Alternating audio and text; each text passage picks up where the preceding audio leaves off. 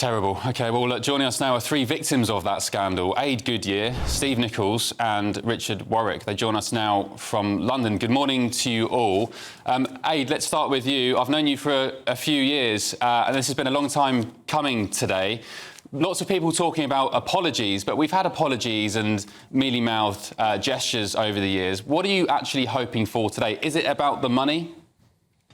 Absolutely not. I mean, the money's a part of this, obviously, because after 40 years of no insurances, mortgages and so on, lack of employment, finances do come into it, of course they do, for losses. But it's about contrition and justice today. We need things that we need delivered to a boss who recommend our justice that we've waited 40 years for. Yeah, and Richard, how significant is it for you to hear from the Prime Minister an apology? There were questions about whether he would go so far as to make an explicit apology on behalf of everybody involved, those of successive governments and, of course, also civil servants. And would you like to see the same from the Leader of the Opposition? Well, today is obviously a monumental day, and when the Prime Minister, I believe, is going to speak later this afternoon, it will all depend on the context of what he has to say. We've heard him make promises before, and we've heard other Prime Ministers make promises. They all tend to ring very hollow with me. Yes, I would like to hear Sir Keir Starmer say something. He said very little, in our opinion, while he's been in office. And Steve, have you, I'm sure all of you have, Aid, I know you have, you went to Trelaw School in Hampshire as a boy where many children were essentially used as guinea pigs and given infected blood.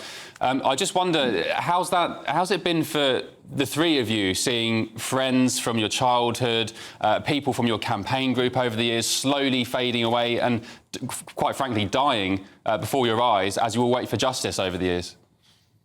Exactly. I mean, we all went to Trelaws at roughly the same time. 122 haemophiliac children went through there in the 70s and the early 80s. Now, of 122, 80 have died. We're here today representing the people that can't be here, our classmates, the families of their classmates, their parents, their wives and their children who didn't live to see this day. We've fought 40 years to get to where we are today. We hope the truth is going to finally come to the surface and the fingers are going to be pointed. Yeah, Aid, we spoke to the government just around 25 minutes ago, who were keen to say today is not about compensation and didn't want to be pressed on exactly who would get all of the £10 billion, whether it would indeed be yourselves or whether some might be siphoned off to lawyers. And I put it to him that actually, yes, we need to hear this report. Yes, we need to learn the lessons and that this is a huge day. But this is also a day about compensation. Do you agree? Of course we do. As I alluded to earlier, years of losses mean just that, years of losses.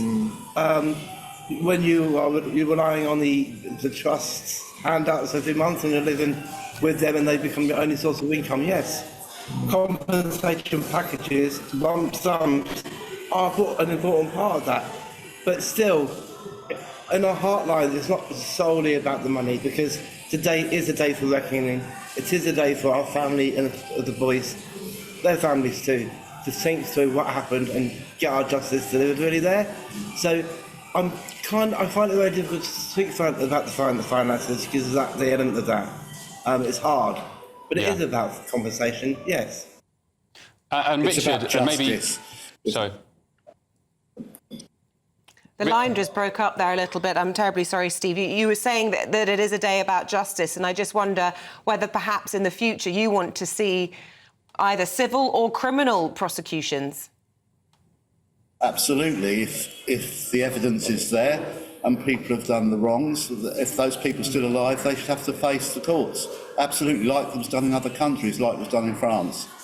I see no reason why not, especially with regard to tree laws. We believe there was breaches of the Declaration of Helsinki there and probably the Nuremberg Code.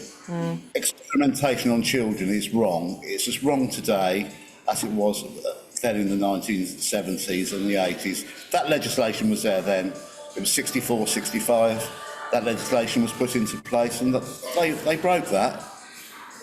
So, yeah, I do. I think that criminal prosecution should... Richard, have you got any concerns about a potential change of government this year, how it may affect the delivery of compensation? Any worries about that? Well, there have been some internal rumours about Rachel Reeves not particularly wanting to go ahead with this, which sort of all shocked us, and I think particularly shocked Diana Johnson. As I say, they are just internal rumours, but hopefully it doesn't come to that, and this government will sort it out before there is a change of administrations. Time is not on our side. We don't want this kicked down the road any longer, and we'd want ideally this Tory government to sort this out as soon as possible. Well, Richard Warwick, Steve Nicholls, Aid Goodyear, we're so sorry for everything that you've had to go through. We hope that the inquiry findings meet with everything that you want and this compensation comes your way very soon. Thanks for your time this morning. Thank you.